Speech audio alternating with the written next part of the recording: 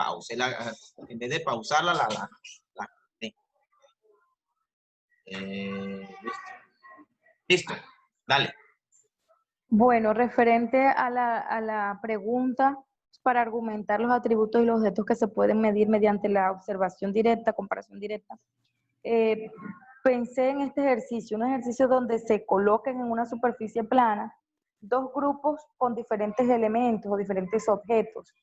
Dentro de los dos grupos vamos a colocar la misma cantidad de objetos en los dos grupos, pero a diferentes distancias.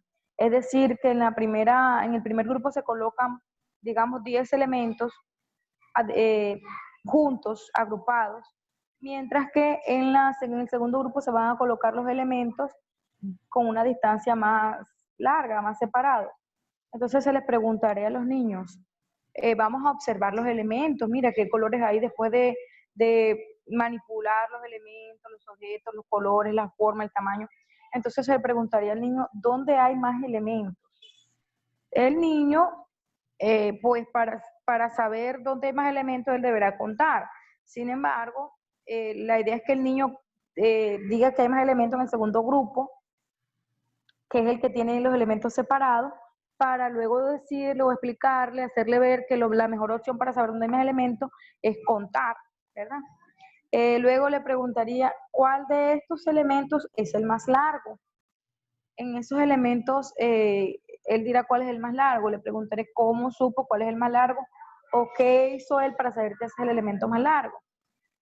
Luego, ¿cuál es el elemento más útil de los que tú ves ahí? Entonces, ¿por qué? Argumenta por qué es el más útil. Depende de la situación que el niño esté viviendo, de lo que él más necesite o de lo que él más quiera, él dirá cuál de esos elementos es el más útil.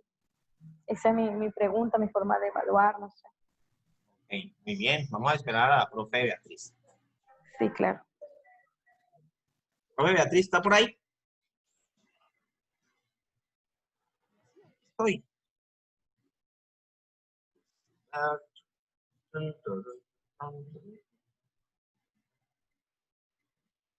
Profe Beatriz.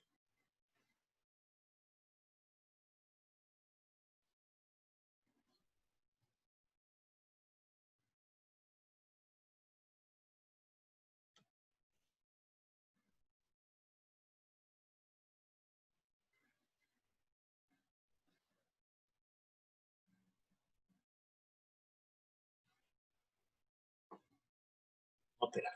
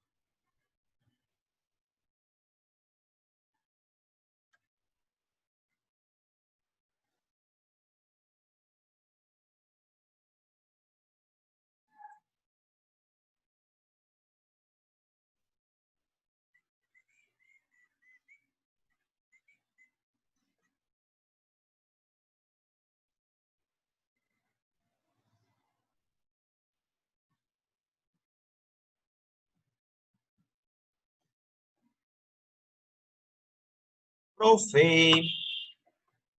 Profe Beatriz, ¿me escucha? Beatriz.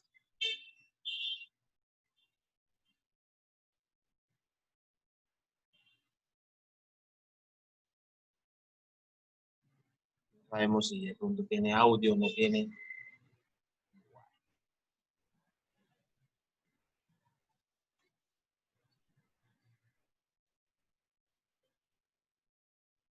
Nada. Profe Beatriz no nos contesta. Bueno, entonces vamos a retroalimentar la actividad evaluativa que hizo la profe. Entonces, aquí hay que diferenciar varias cositas. Es una actividad evaluativa y es un instrumento de evaluación, ¿vale? Entonces, el instrumento de evaluación es el que me lleva a mí a una actividad evaluativa y dentro de un instrumento de evaluación hay ítems de evaluación o preguntas, se le llama uno. Aquí lo que nosotros buscamos es saber redactar las preguntas, ¿vale? Porque ahí es donde está el detalle. El detalle está en que nosotros nos imaginamos cómo debería ser una evaluación y lo argumentamos de la forma como lo estuvo argumentando la propia Stephanie, cómo se va a hacer la dinámica de la evaluación, pero en el momento de plasmarlo de pronto en una hoja, de redactar una pregunta como tal, es donde se nos dificulta, es donde está como el meollo del asunto, y ahí es donde hay que desarrollar competencias.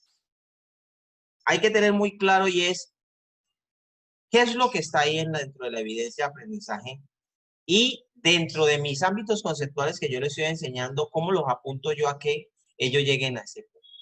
Vamos a ir desmembrando y desgranando cada uno de la redacción de la evidencia de aprendizaje.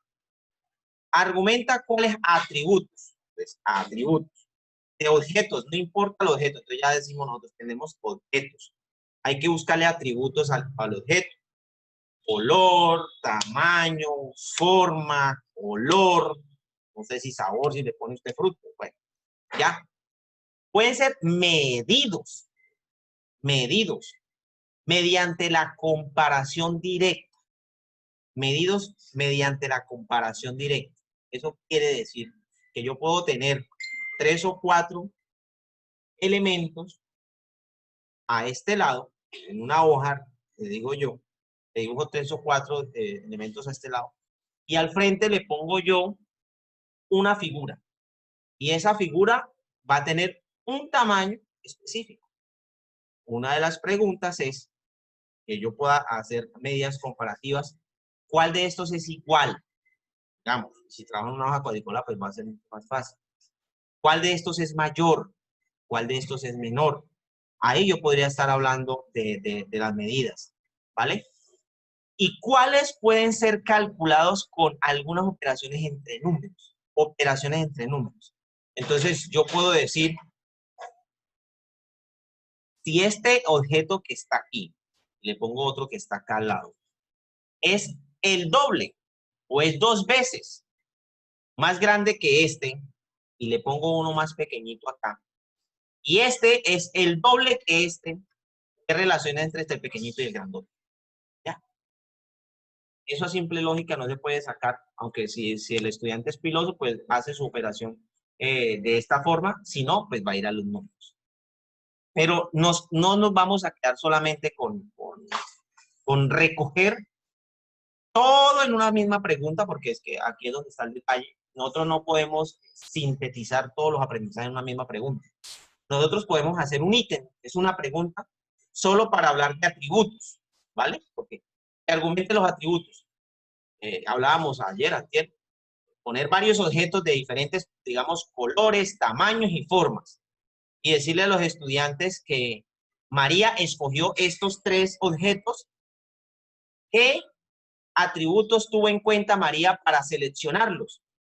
Y le argumente la respuesta. Eso va a ser una sola pregunta, va a ser esa. Entonces va a decir el niño, no, pues que tuvo en cuenta la forma, porque quizás fue por la forma. O usted los escoge y que sean por los colores, que de pronto por el tamaño. Entonces usted pone unos pequeñitos y los 3 grandes, digamos, y María escogió fue los 3 grandes. Entonces el niño tiene que argumentar que los escogió fue por ¿qué? El tamaño. Hay que evitar ser ambiguos, hay que evitar que las preguntas generen ambigüedad cuando nosotros estamos preguntando una sola cosa y le dejamos abierto al niño 2 posibilidades. Por ejemplo, estamos escogiendo por tamaño, entonces que sean 3, los 3 figuras o objetos que sean grandes. Pero resulta que da la casualidad que nosotros los pintamos igual. Entonces el niño va a decir, no, pues que él los tuvo en cuenta por el color. Pero resulta que yo tengo 3 amarillos y por aquí hay otro pequeñito que también es amarillo. ¿Ya? Pero es un niño que apenas está arrancando y estamos hablando ya aquí, centrándonos de pronto en el nivel educativo en el que están ustedes. Eso genera ambigüedad en el niño, porque él va a decir, él tuvo en cuenta que eran grandotes, pero que eran amarillos, todos son amarillos abajo. Entonces, hay que ser cuidadoso en eso y pintarle de colores diferentes para que él sepa de que no tuvo en cuenta los colores, que no tuvo en cuenta los tamaños, las formas, porque si está usted trabajando con formas irregulares o de pronto con frutas, lo puede organizar. Entonces, una pregunta me puede abarcar una parte de la evidencia. Otra pregunta, la comparación. Otra pregunta, los cálculos mentales. Y de esa sola evidencia de aprendizaje, yo puedo construir N cantidad de preguntas. N. Usted puede hacer una cantidad de preguntas a partir de ahí. Y está bien hecho. Está bien hecho. Quedamos con la deuda de la profe Beatriz, que no nos ha socializado la pregunta. No sé si la profe Beatriz ya me está escuchando. Profe Beatriz.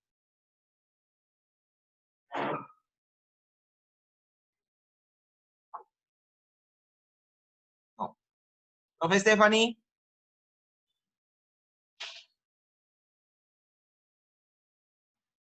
Sí, aquí estoy, José. Ah, sí, usted sí está ahí. Usted sí está ahí. Vamos a darle continuidad. Vamos a pasar al lenguaje. Ah, ya me la sapié. Ya me la sapié. Bueno, cuando estamos hablando de factores, pues ya hablamos nosotros del lenguaje porque los estándares básicos de aprendizaje para lenguaje hablan de factores y hablan de unos enunciados identificadores que están debajo de los factores y debajo de esos factores hay algo que se llaman los subtipos. Nosotros no observamos estándares generales ni en matemáticas ni en lenguaje porque los estándares no los contienen. Entonces tendrían que ustedes empezar a redactarlo y redactar estándares generales, eso no es así de buena. ¿Ya? Entonces no lo digo que es que sea muy difícil, no que hay que saber conceptualizar y recoger todo lo que está abajo, porque eso es lo que me está resumiendo a mí el estándar, el estándar general. Bueno, igual que lo que pasa con lenguaje, y esto es algo, es un plus para ustedes, para que lo tengan muy en cuenta, profesor. Desde preescolar se trabaja esto, y es que las dimensiones son grandes. Una dimensión recoge muchas áreas. Muchas áreas recogen asignaturas. Eso quiere decir de que el abuelito son las dimensiones, los papás son las áreas y los hijos son las asignaturas. Si nosotros hablamos de la dimensión cognitiva, dentro de una dimensión cognitiva está el área de matemáticas. Y dentro del área de matemáticas están las asignaturas de aritmética, de álgebra, de trigonometría, de cálculo, de estadística y de geometría, no sé, ya lo dije. Bueno, esas son las que se ven normalmente de primero a 11. Si nos vamos para el lenguaje pasa igualito. Lo que pasa es que nosotros tradicionalmente, como nosotros casamos con libros, los libros hablan de lenguaje y el lenguaje lo habla integrado. Pues resulta que no. Pues así. El lenguaje maneja 5 factores que me dan pie a mí para generar 3 procesos o 3 tiempos en el lenguaje. El primero tiene que ver con producción textual, el segundo con comprensión textual y después viene algo que se llama literatura, medios de comunicación y otros sistemas simbólicos y ética de la comunicación. Esos últimos 3 se casan, yo digo siempre, los casamos y de ahí es donde me genera la base para construir todo lo que es el conocimiento del lenguaje, ¿verdad? Del lenguaje. Entonces, hablamos de español, pero eso no es español, no, eso es lenguaje, tal, porque eso habla de muchas cosas. Resulta de que vamos hacia atrás y después viene otro tiempo que se llama producción textual. Y luego otro tiempo que se llama comprensión textual. Si nosotros le buscamos la lógica y le generamos la necesidad a esto, nos vamos a dar cuenta de que si dentro de lenguaje, el primer tiempo del lenguaje es literatura, medios de comunicación y otros sistemas simbólicos y ética de la comunicación, y eso los fusionamos, y de ahí generamos nosotros la base del lenguaje, digamos como lenguaje. Vamos a un título a esa asignatura, lenguaje. Ahí vamos a enseñar toda la base conceptual de lo que es una fábula, ¿listo? Eso sería como el ejemplo. ¿Qué es una fábula? Pero después viene otro tiempo que se llama producción textual, y en producción textual dice, produzco textos orales, produzco textos escritos, como lo dicen los estándares. Eso quiere decir que el niño tiene que producir textual y oralmente. ¿Qué? La fábula, lo que yo acabé de enseñarle al niño. Eso quiere decir que hay un tiempo dentro de mi clase y dentro de una semana lectiva para enseñarle al estudiante las bases conceptuales de la fábula. Pero hay otro tiempo para ponerlo a producir textual o verbalmente, producir. Yo necesito que el niño produzca. ¿Y qué va a producir? Pues lo que le estamos enseñando, o sea, la fábula. O sea, el niño tiene que aprender a redactar fábulas. Y luego vamos a otro tiempo. ¿Y el otro tiempo qué es? Comprensión textual. Eso quiere decir que el niño debe aprender a comprender lo que escribe. Y empezamos nosotros a hacer los primeros pininos en lo que son las competencias de lenguaje, las competencias lectoras. Y estamos hablando de lo primero y lo más básico que debemos trabajarle a los niños. Yo digo que a preescolar y primero sería la competencia de lectura literal. Todo lo literal, lo que está escrito ahí, literal. Decía uno siempre, literal, tal cosa literal, porque es que está ahí, escrito, lo leemos. Eso es muy importante porque de ahí, de esa secuenciación o sistematización cuidadosa que se hace con el lenguaje, aseguramos que el niño sí o sí aprenda. ¿Por qué? Porque recibe, produce y comprende. Cuando nosotros decimos que damos lenguaje, ¿cómo se llama? Integrado, no es que estamos dando lenguaje integrado, lenguaje es integrado, español integral, integrado. Uno va a hacer una auditoría de clases, yo se lo digo por la experiencia. Llega uno a las clases y por Dios, eso solamente es plana, y replica, y muchas veces, como decía la profe Stephanie, el niño le meten tanto en la cabeza que lo único que tiene que hacer es aprender a leer y de pronto a escribir, pero entonces dejan de lado otras competencias anexas a eso. Y ahí es donde está el problema. Muchas veces hay niños que leen y no tienen ni idea de qué está leyendo porque es que no se está trabajando comprensión. Las instituciones que nosotros asesoramos dentro de su asignación curricular, lo que mal le llaman cargas académicas, porque es que la palabra carga, eso es como algo que le pongan a uno encima, y pues eso no le llaman cargas académicas, sino asignación académica, es crearle un horario y dentro del horario hay espacios de tiempo dedicados a aritmética. O sea, quiere decir que si yo tengo 4 horas para el área de matemáticas, esas 4 horas yo las divido y le doy 2 horas a aritmética, 1 hora a geometría y 1 hora a estadística. Eso quiere decir que yo como coordinador, yo aseguro que los profesores el día martes a la 4ª hora están dando estadística, no están dando aritmética. Yo me puedo meter a cualquier salón y ver la clase y la clase tiene que ser de estadística. ¿A eso qué hace? Asegurar que los niños de primero, eso estamos hablando desde primero, aseguro yo que los niños de primero a grado 5 tengan un espacio obligatorio dentro de la asignación académica para focalizar cada una de las asignaturas. Porque si yo le pongo en el horario matemáticas como área, le doy la libertad al profesor que me trabaje matemáticas como aritmética de lunes a viernes. Y va por allá, si sobra tiempo, 1 o 2 clases de geometría y 1 o 2 clases de estadística. Eso que hoy por hoy la gente da un poquito más de geometría y la estadística sí definitivamente ni la toca. Ese es el problema. Si vamos al lenguaje, igualito. Me ha pasado que he dejado de lado geometría, lo doy por allá los viernes, a última hora, y sí, a veces toca después a último momento estar corriendo con los temas geométricos. Sí, ahí es donde se da cuenta uno. Entonces, sí ve lo importante. Y si usted ve los DBA, en los DBA, aunque no están terminados, porque eso hay que aclararlo, si usted coge los estándares y coge los DBA todavía no recogen los estándares. Quiere decir que los DBA todavía están son más grandes en complejidad, pero en estructura, en extensión, están todavía por encima de los DBA, porque digamos que tenemos como un 70% de DBAs en comparación al 100% de los estándares.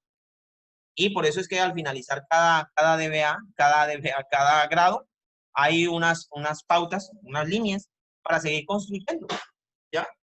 Y entonces lo que nos dirán nosotros, oiga, es que usted no puede dejar un tema como tal, un ámbito conceptual sin evidencias de aprendizaje, sin aprendizaje estructural.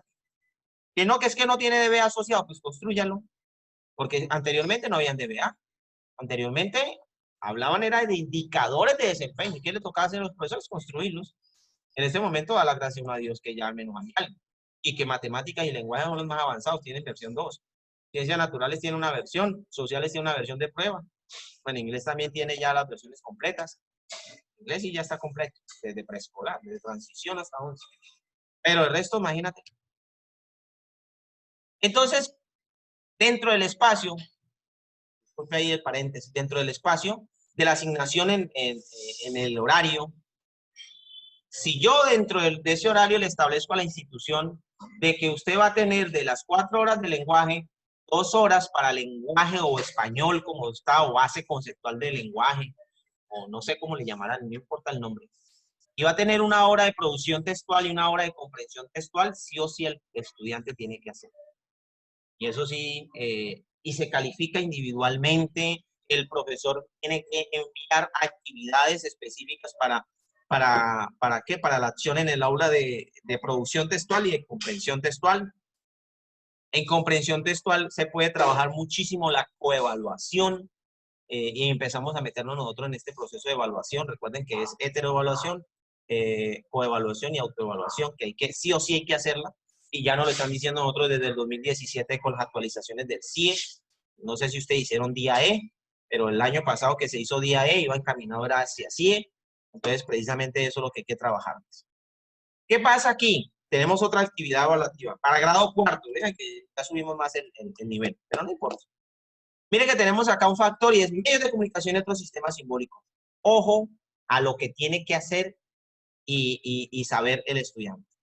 Enunciado identificador, ese siempre es el mismo para ese grado. Caracterizo los medios de comunicación masiva y selecciono la información que emiten para utilizarla en la creación de nuevos textos. Pero viene el subproceso, que ya es específicamente la competencia que debe desarrollar el estudiante, y es reconozco, o sea, ya tiene que reconocer. Y reconocer es extraer información, de mucha información, saber cuál es la que me sirve y extraerla. Eso es reconocer. Por eso es que muchas veces, no sé si a usted le ha pasado, usted dice, ¿usted me conoce o me distingue? Que son dos cosas diferentes.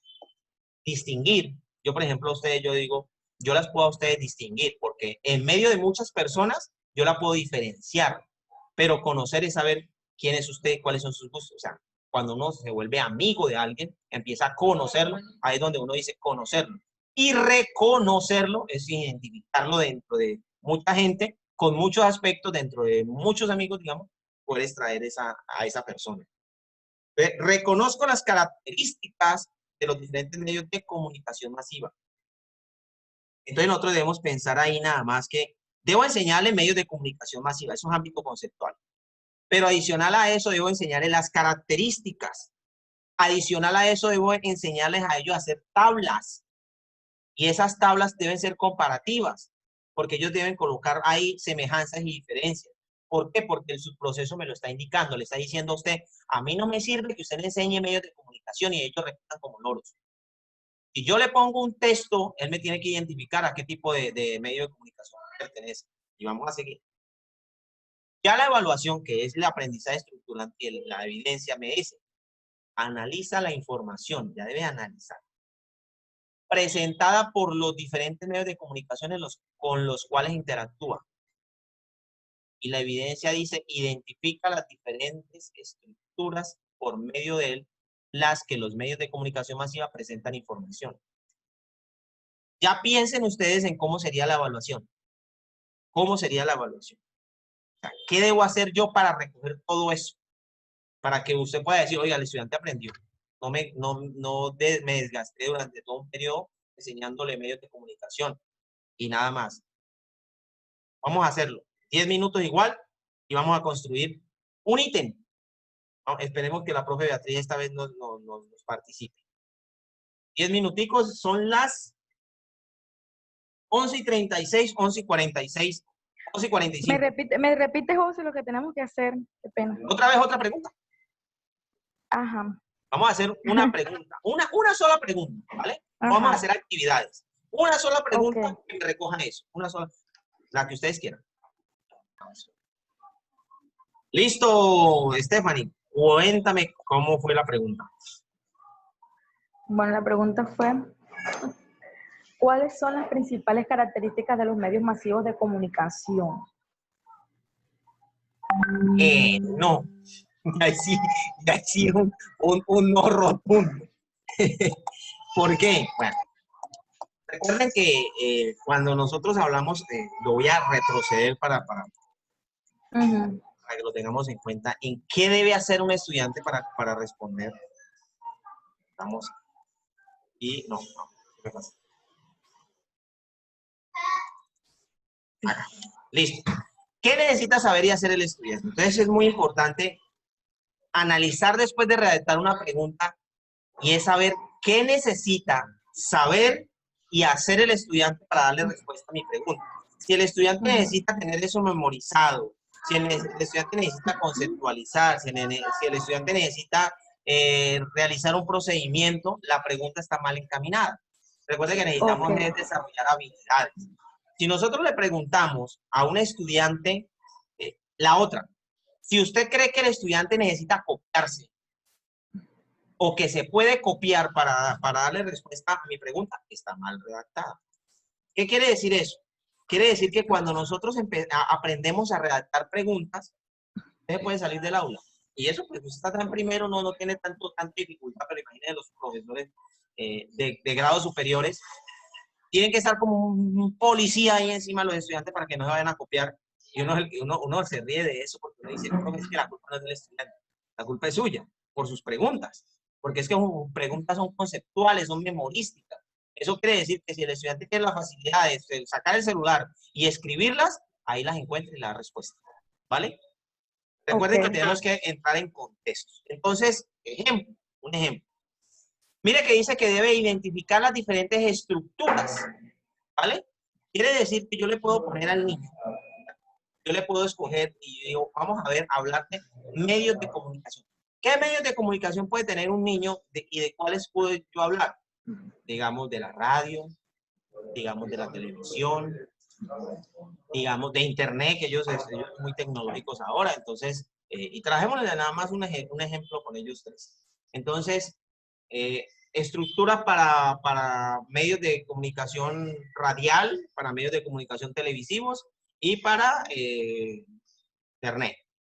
Yo puedo extraer, digamos, la pantallita de un programa de televisión.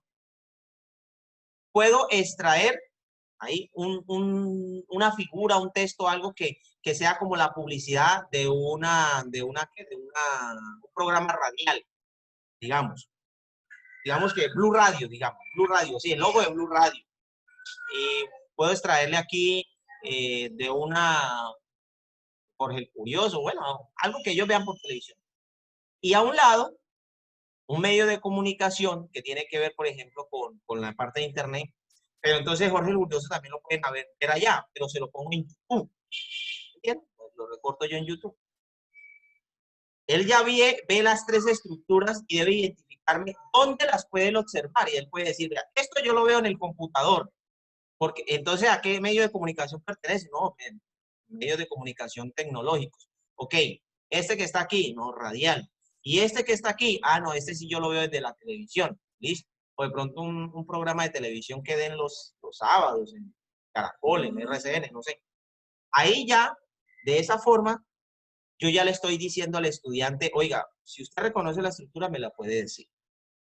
Lo otro, si yo quiero hablar de las características específicas del medio de comunicación, yo cojo y le puedo entregar una información y al estudiante le entrego la información y no se la entrego completa.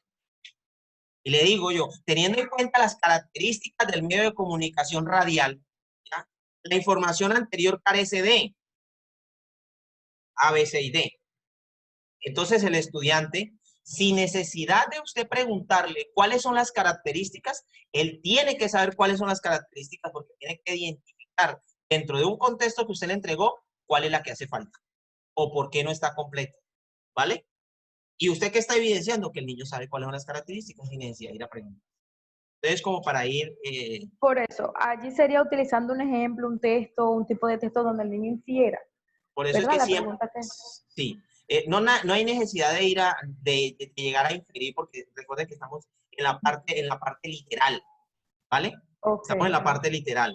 Que sería genial nosotros empezar a trabajarle todo hasta el nivel crítico al niño, pero hay que, eso es como la multiplicación y la división. No se pueden enseñar antes que la suma y la resta.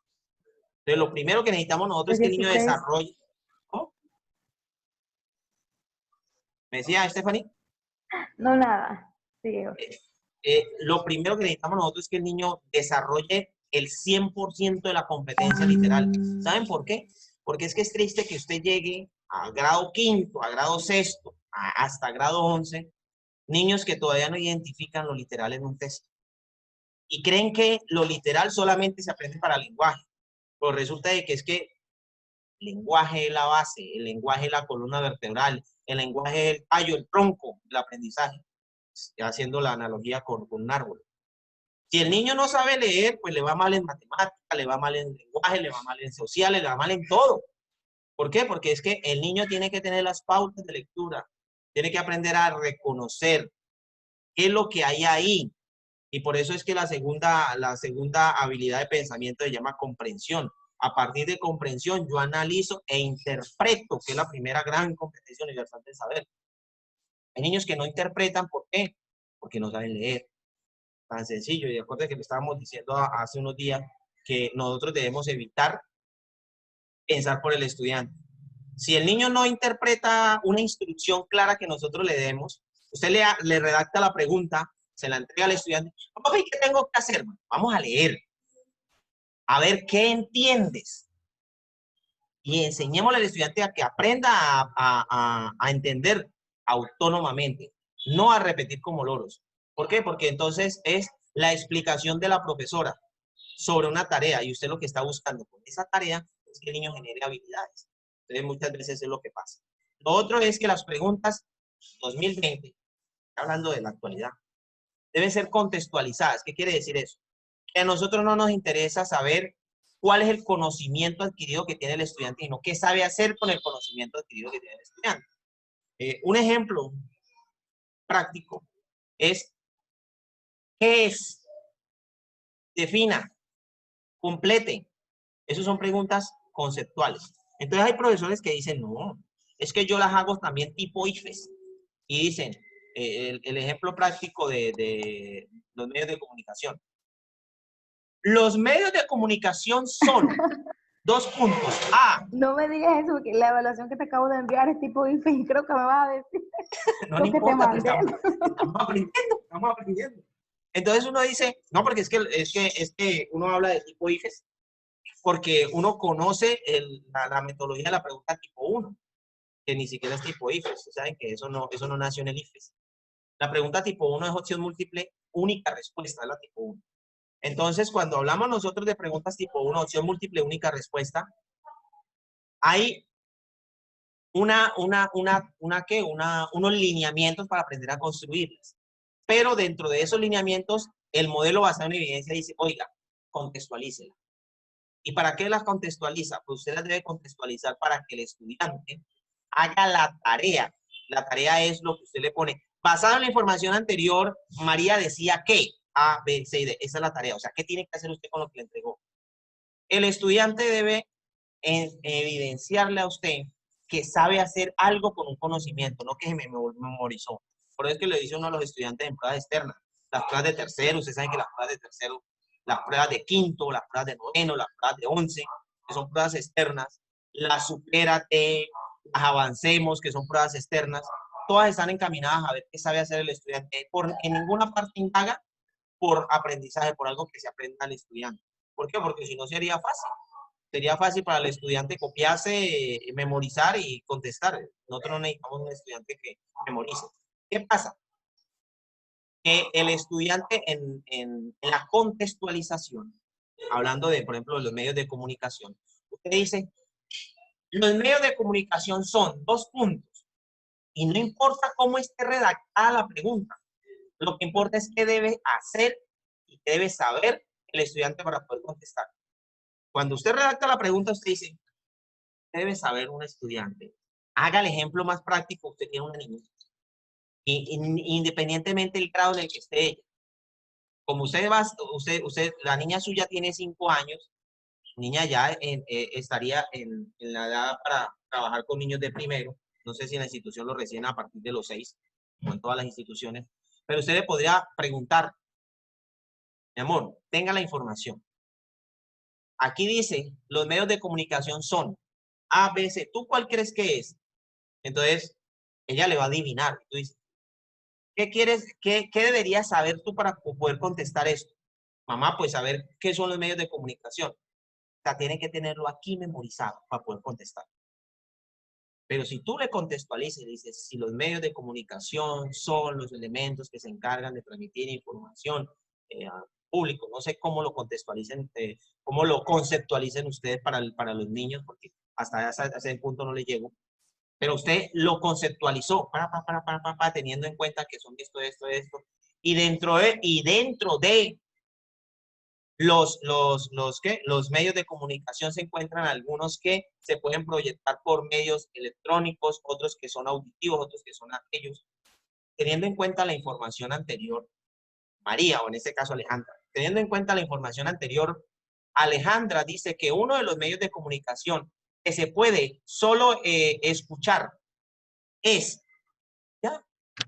Mire que ahí ya hay relación, y ahí si usted le pone radio, televisión, periódico, medios electrónicos, internet o lo que sea. Y el niño tiene que, con toda esa información, no necesita memorizar, pero necesita generar la habilidad de relacionar y decir, oiga, de todos estos medios de comunicación, el que solo se escucha es la radio, el que solo se lee es el periódico, el que se lee y se escucha puede ser la televisión, puede ser el computador. El que es interactivo, solamente el computador. Eso es lo que nosotros debemos proyectar y de esa manera deben ser construidas las preguntas.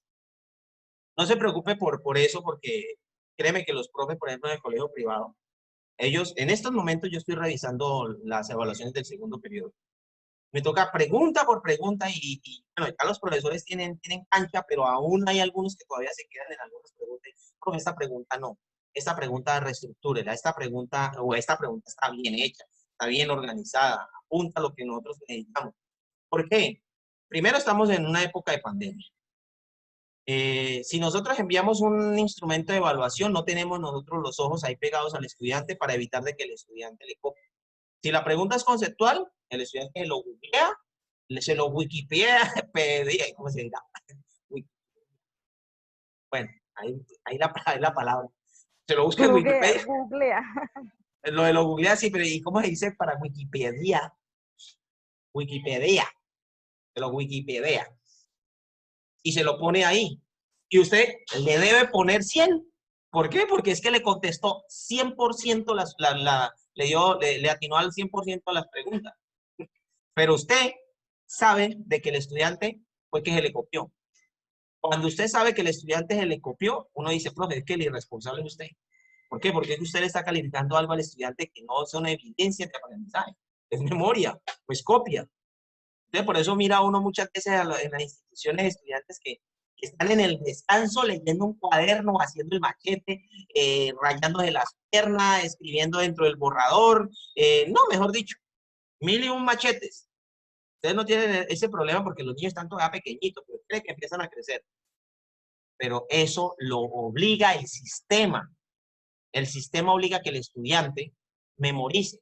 Porque el profesor sale con las preguntas, ¿en qué año nació Julanito de tal? Y el estudiante tiene que memorizarse. ¿Ya? ¿En qué ciudad? ¿Dónde nació? ¿Cómo se llamaba la mujer de Perencejito?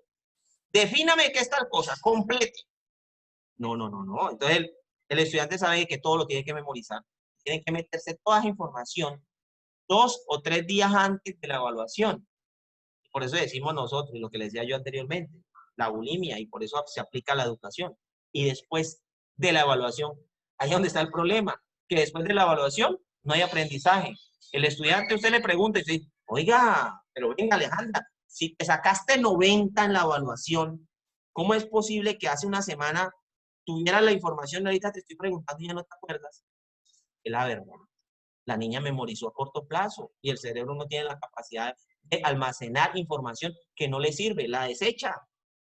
Nosotros necesitamos crear pensamiento a largo plazo, pensamiento que le sirve para futuro.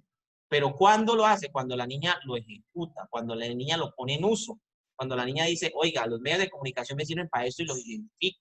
Y puede llegar a la casa y uno dice, Y vaya a enseñarle a su papá qué son los medios de comunicación.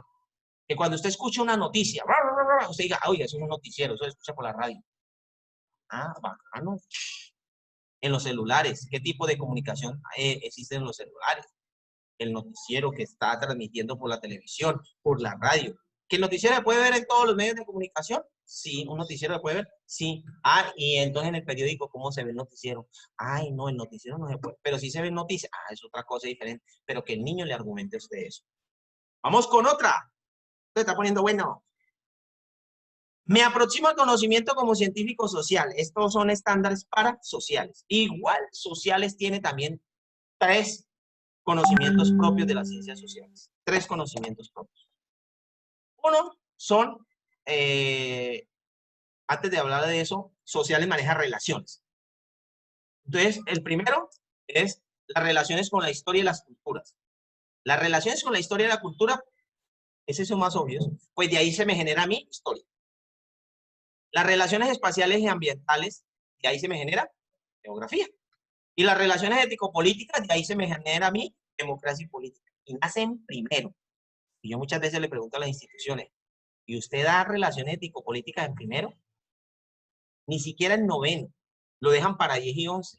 Y uno dice, ¿y dónde están las competencias que deben adquirir los estudiantes durante 9 años? ¿Usted se las va a acuñar en 2? Eso es imposible. Por eso es que les va mal muchas veces en las pruebas de Estado. Ahí es donde está. Relaciones ético-políticas. Ahí estamos hablando para un niño de tercero. Para un niño de tercero. No lo puse para primero, pero ahí está, no sé, eso más adelante. Para un niño de tercero. Mire lo que dice. Organizo la información utilizando cuadros y gráficas. Ese es el saber hacer. Me aproximo al conocimiento.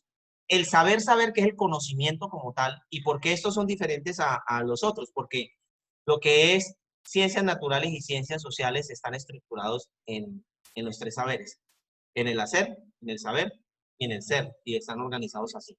El de la mitad de manejo conocimiento, el saber, o sea, el conocimiento que debe adquirir el estudiante. Y dice, identifico factores que generan cooperación y conflicto en las organizaciones sociales y políticas de mi entorno y explico por qué lo hacen. En desarrollo compromisos personales y sociales, el ser, valoro aspectos de las organizaciones sociales y políticas de mi entorno que promueven el desarrollo individual y comunitario. Y la evaluación comprende la estructura y el funcionamiento democrático a nivel del departamento como entidad política, administrativa y jurídica. Un niño de tercero tiene que evidenciarle a un profesor que él comprende, o sea, que lo entiende, que lo maneja, la estructura y funcionamiento democrático de un departamento. ¿Qué quiere decir que hay un departamento? En un departamento hay la línea de mando más alta política es el gobernador. Debajo del gobernador tenemos ¿cómo se llaman? La asamblea departamental. Ahí es como es que les llama a los que pertenecen a la asamblea, Diputados, ¿no? Eso, los diputados, yo decía que los diputados. Luego tenemos nosotros las alcaldías. Y luego de las alcaldías tenemos nosotros los concejales. Imagínense, un niño de tercero primaria debe manejar todo eso. Conocer qué es y ese orden jerárquico debe saberlo y manejarlo. Y adicional a eso, saber para qué están ahí. ¿Por qué? Porque mire lo que hay por un lado. Y mire que dice como entidad política, administrativa y jurídica. Evidencia de aprendizaje. Propone acciones. O sea, ya debe proponer. Última competencia universal del saber. Propone acciones que pueden desarrollar las instituciones departamentales para fortalecer la convivencia y la paz en las comunidades. Instituciones departamentales. O sea, que ya no puede él tocar las alcaldías ni los consejos. Él puede tocar nada más las asambleas o la gobernación. Y el niño debe proponer acciones para que el gobernador o la asamblea, ¿ya?, fortalezca la convivencia y la paz en las comunidades. En el caso de, por ejemplo, de ustedes, que vamos a hablar después de convivencia y paz. Mire Hola, hola. sí. Mire lo que debe hacer un estudiante de grado tercero. Entonces, la pregunta que uno debe proponer ahí es una pregunta donde nosotros le digamos, sí, el gobernador o la gobernación se encarga de esto, y es un ente departamental. Y ellos dicen que para fortalecer la convivencia y la paz es necesario, 2 puntos. A, hacer esto, esto. B, hacer esto, C, hacer esto, D. Si usted lo, eso estoy diciendo si ustedes lo quieren hacer con opción múltiple y única respuesta. Si no, simplemente lo argumenten. ¿Ya? Y usted, ¿cuál sería la propuesta que le haría usted a la gobernación, teniendo en cuenta que son un ente departamental, para que fortalezca la convivencia y la paz en mi comunidad? Y él lo tiene que redactar. El niño de tercero, estamos hablando, lo tiene que redactar. Entonces, muchas veces nosotros decimos, es que los estándares están muy elevados. No, es que los estándares no están elevados porque adivinen que los niños inician en 0, o sea que el nivel de dispersión es 0, porque los niños inician sin conocimientos. Todos en Colombia inician primero con los conocimientos básicos. De ahí en adelante es que los niños empiezan a incrementar. Dependiendo de la estructura curricular que tenga una institución, es cuando empiezan a variar y se van generando abismos gigantescos entre unas instituciones y otras. ¿Por qué? Porque se está dejando a un lado los referentes del ministerio. Entonces, un niño de tercero no alcanza a llegar aquí porque en primero, en segundo y en tercero no tuvieron en cuenta esto. Viene la evaluación externa y la evaluación externa coge al niño y le dan la cabeza y dice, la institución está mal. Y uno dice, ¿pero por qué? Si es que los niños son muy buenos, sacan 100 siempre. Pero sí, sacan 100 siempre en un concepto interno. Pero ¿y la estandarización dónde está? Ahí donde está el detalle. Vamos por aquí. Quinto. Volví a entrar, me había sacado la... Sí, ya había me salido, debe ser la señal. Bueno, y en quinto tenemos ciencias naturales. Ciencias naturales, igual, también trabaja 3 asignaturas hasta la primaria. Y de ahí para adelante son ya 4 asignaturas. ¿Cómo así que asignaturas? Resulta de que dentro de los conocimientos propios de las ciencias naturales, existe algo que se llama entorno vivo. Y el entorno vivo me da nacimiento a mí a la biología. Ciencias naturales es un área. Y muchas veces vemos a ciencias naturales como una asignatura. No, es grande. Ciencias naturales es grande, es un área. Pertenece a una dimensión cognitiva también, pero es un área. Y resulta de que dentro de esa área tenemos nosotros el entorno vivo, que de ahí nace biología. Y tenemos algo que se llama entorno físico, que el entorno físico, de ahí nace la física y la química, o sea, nociones de física y de química. Desde primero hay que dar nociones de física y de química. Y nace otra que se llama Ciencia, Tecnología y Sociedad. Es el famoso CTS, que algunas instituciones lo llaman medio ambiente.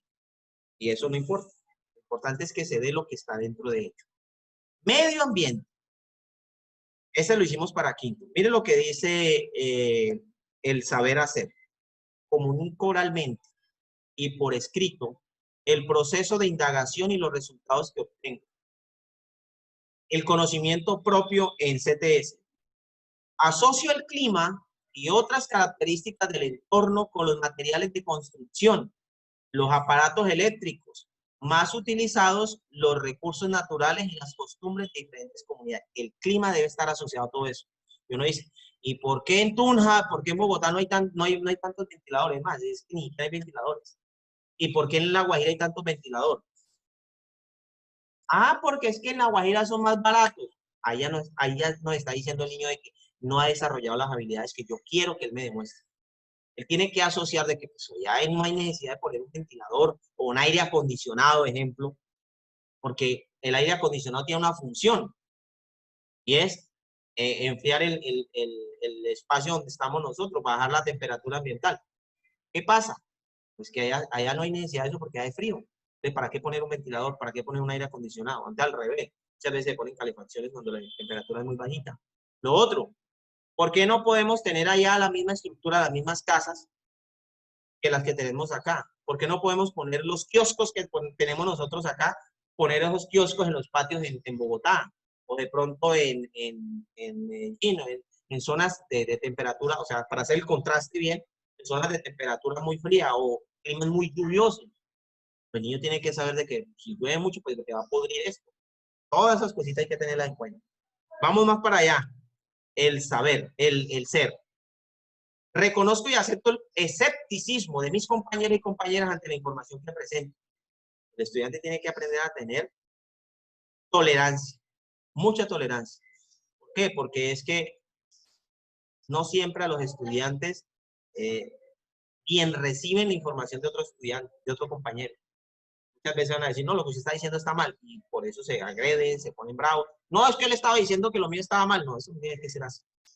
La evaluación comprende que el clima tiene incidencia directa sobre materiales de construcción, aparatos eléctricos, recursos naturales y costumbres de diferentes comunidades. Se asocia allá. Esas evidencias de aprendizaje y el aprendizaje estructurante, ustedes no lo van a conseguir en un DBA, porque no existe. Esos son construidos por nosotros. O sea, eso no existe. Eso es, si usted va a hacer esto y no lo va a encontrar en DBA, usted lo construye. O sea, es inédito. Es una construcción propia. La evidencia de aprendizaje explica por qué algunas construcciones se fabrican con ciertos materiales dependiendo del clima. Entonces, ahí es donde yo tengo que generar un instrumento de evaluación. Si mi pregunta va a ser argumentadora, si mi pregunta va a ser problematizadora, mi pregunta va a ser orientadora, simplemente se la redacto al niño y le digo, teniendo en cuenta que dependiendo del clima se utilizan diferentes materiales de construcción. María decide construir en San Juan, no sé, una casa de barro, como las casas esas que hay por ahí, una casa de barro de tanto por tanto, ustedes se lo maquillan. Ya. Y resulta de que viene Pedro, que es su hermano de visita de la Sierra Nevada de Santa Marta, donde su clima es más frío, hay más lluvia, y dice que le enseña a hacer una casa porque él quiere hacer la casa. Usted, como María, ¿qué sugerencia o qué recomendaciones o qué le diría a Pedro? Entonces, ahí está la redacción. Hacia allá nosotros tenemos que proyectar las preguntas, ¿vale? Y todas las preguntas deben ser, pues, estructuradas de forma de que el estudiante le demuestre a usted habilidades. Habilidades. No que le diga cuáles son los materiales con que se trabajan en los diferentes climas. Hacia eso no vamos. Bueno, por aquí tenemos nosotros elementos. Ya esto es para cerrar, ya esto es la última carrera. Lo que yo le hablaba de la validez, la comparabilidad, para poder nosotros estandarizar nosotros las pruebas. Aquí aparece una partecita y habla de los criterios de evaluación. Pero, como nos cogió la tarde, cogió la misma, como dice uno, entonces esto de criterios de evaluación lo vamos a dejar para mañana. Mañana vamos a continuar ahí en criterios de evaluación para poder crearlos y que eso me sirvan a mí de ruta para construir nuestras secuencias didácticas. ¿Listo? Entonces, quedamos, vamos a anotarlo aquí, quedamos en criterios de evaluación, eso lo vamos a ver mañana. Ya se nos pasaron dos, y de aquí para atrás es largo. Criterios de evaluación. La rúbrica también, que no. Sí, es que a partir de los criterios de evaluación es que hablamos de rúbricas, ¿vale? De ahí vamos a... Pero les digo que eso todavía es largo, todavía nos hace falta, no alcanzamos en 2 horas. Entonces, profes, ¿preguntas hasta el momento? Si no, vamos concluyendo. ¿Qué aprendizajes obtuviste, Stephanie, hoy? Bueno, que las preguntas evaluativas, digámoslo así, van encaminadas al desarrollo de las habilidades del niño y no a la parte conceptual. O sea que las preguntas deben ser contextualizadas y no conceptuales. Me doy por bien servido con ese argumento que usted acaba de dar. Eso me deja claro de que sí se entendió lo que yo quise transmitir. Muchas gracias, profe, por eso. No, sí. Excelente. Bien, ¿Y Beatriz? ¿Y Beatriz? Resucito. Dirá la profe, oye, profe me la tiene montada. Y no estaba hablando de mí, ella por ahí ocupada con el bebé. Nada, Beatriz, estamos así, estamos en contacto. El video se carga y usted tiene la posibilidad entonces de ver la retroalimentación. Chao, chao, vamos a almorzar. Chao, profe. Chao, nos vemos mañana.